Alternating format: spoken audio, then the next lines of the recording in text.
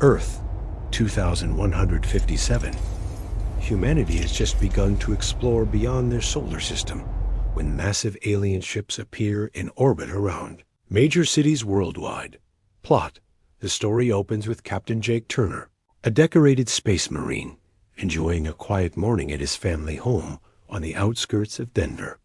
The peaceful scene is shattered when an enormous shadow falls across the sky. Alien vessels, each the size of Manhattan, hover silently above every major population center on Earth. The aliens, calling themselves the Dominion, broadcast a message in perfect human languages. Their spokesperson, a tall being with silver skin and multiple arms, delivers an ultimatum. Humanity has been selected for processing. Earth's resources are needed, and its population will be relocated to work colonies across the galaxy. Resistance is futile.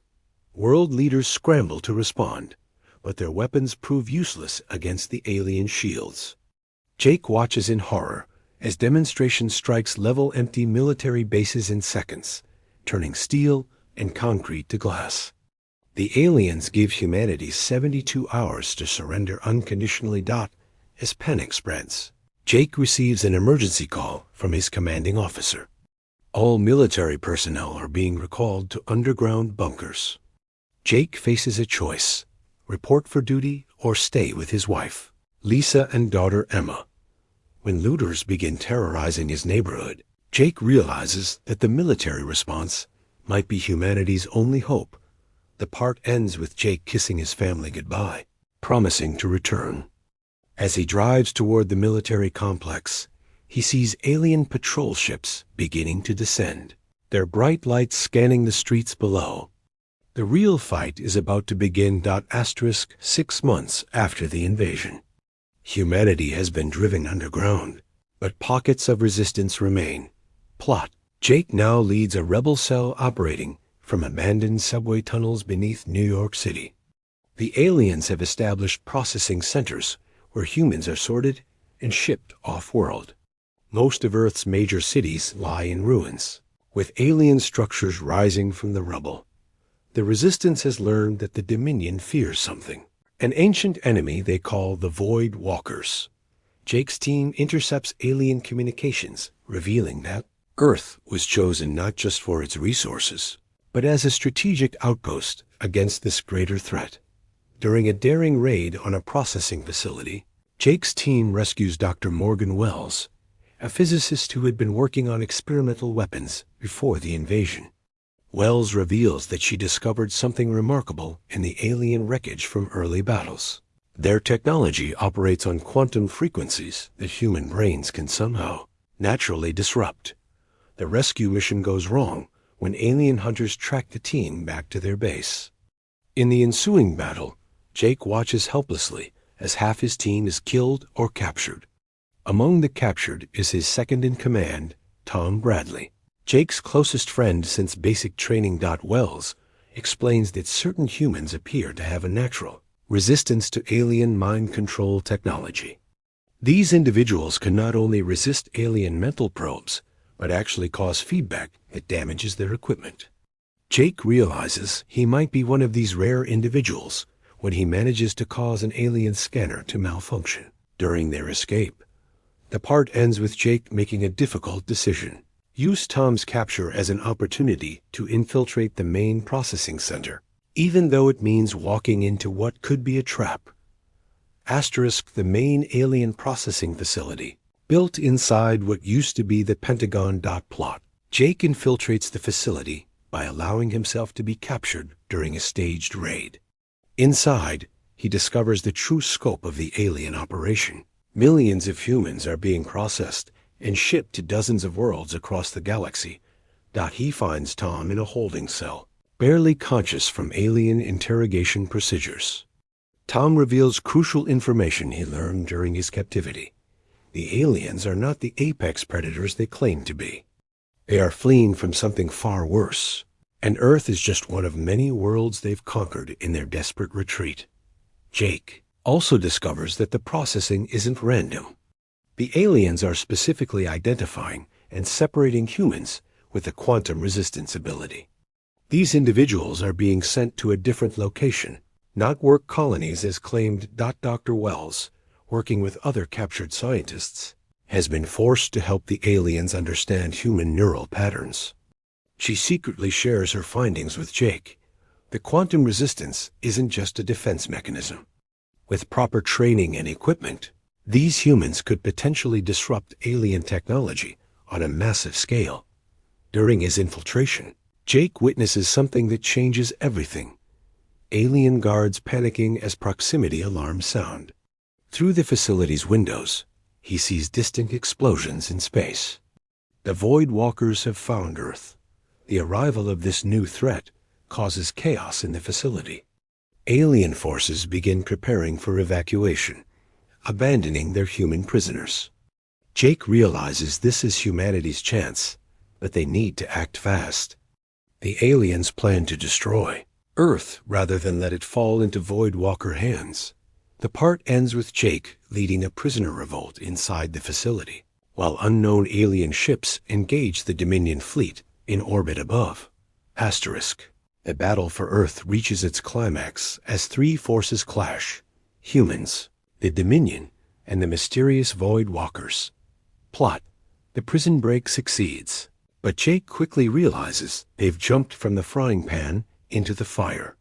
The Void Walkers are not liberators. They're something far worse than the Dominion ever was. Their ships don't just destroy. They consume, leaving nothing but empty space where planets once existed. Dr. Wells explains what she's learned from alien data. The Void Walkers are an ancient race that devours entire civilizations, not for resources, but for the life force itself. The Dominion has been fleeing from them for centuries, conquering worlds to build buffer zones and gather armies. Jake finds himself in an impossible situation: work with the Dominion against the Void Walkers, or let both alien races destroy each other while Earth burns. His decision comes when he sees a Void Walker ship beginning to drain the life from a nearby city. Every plant, animal, and human simply withering away in seconds. The quantum-resistant humans, led by Jake, discover they can do more than just disrupt alien technology. When working together, they can actually channel energy in ways that hurt the Void Walkers. It's as if humanity was specifically evolved to fight this ancient evil. Desperate alliance forms between the human, resistance, and moderate Dominion commanders, who realize that Earth's quantum-resistant population might be the key to finally defeating the Void Walkers. Jake finds himself working alongside the same aliens who destroyed his world. The climactic battle takes place both in space and in the quantum realm that Jake and other resistant humans can somehow access. They discover that the Void Walkers exist partially outside normal reality, which is why conventional weapons are useless against them. The part ends with Jake making the ultimate sacrifice, allowing himself to be captured by the Void Walkers to deliver a quantum weapon directly into their dimension. The quantum dimension between realities, and Earth in the aftermath of the Great Battle. Plot: Jake finds himself in the Void Walkers' realm, a nightmarish space between dimensions where consumed civilizations exist as trapped energy. He realizes that every race the Void Walkers have devoured is still alive here, imprisoned and suffering for eternity. In this realm, Jake encounters the consciousness of billions of beings from hundreds of worlds. They tell him the truth. The Void Walkers aren't invaders from another galaxy. They're what remains of the first civilization that tried to transcend physical existence. Their attempt to become beings of pure energy went wrong, trapping them in an endless hunger for the life force they lost.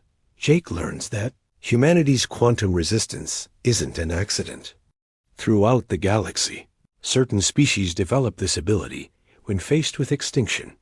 It's evolution's final defense mechanism. But humans are unique. They developed it before the threat arrived, as if they were meant to be guardians, using the combined will of all the trapped civilizations. Jake manages to reverse the Void Walkers' transformation. Instead of destroying them, he gives them what they truly want: release from their cursed existence. The ancient beings choose to disperse peacefully into the quantum foam, finally finding the transcendence they sought eons ago. Back in normal space, the Void Walker fleet simply vanishes. The Dominion, no longer fleeing from an unstoppable enemy, agrees to restore the worlds they conquered. Earth becomes the center of a new galactic alliance, with humans serving as guardians against future quantum threats. Jake returns to find that Lisa and Emma survived in one of the underground shelters. The world is scarred, but healing. Humanity has not just survived, they found their purpose among the stars. They were given a reason to fight, and they answered with something the galaxy had never seen: the willingness to save even their enemies. The story ends with Jake training a new generation of quantum guardians. Earth's cities are rebuilding, but now they reach toward the stars. Humanity has become the protectors of the galaxy, not through conquest, but through understanding that sometimes the greatest victory is choosing not to fight at all. In the final scene, Jake stands with his family on a hill, overlooking the construction of humanity's first interstellar academy. Ships from dozens of worlds arrive daily, bringing young beings to learn from the species that answered when the galaxy needed them most. Asterisk,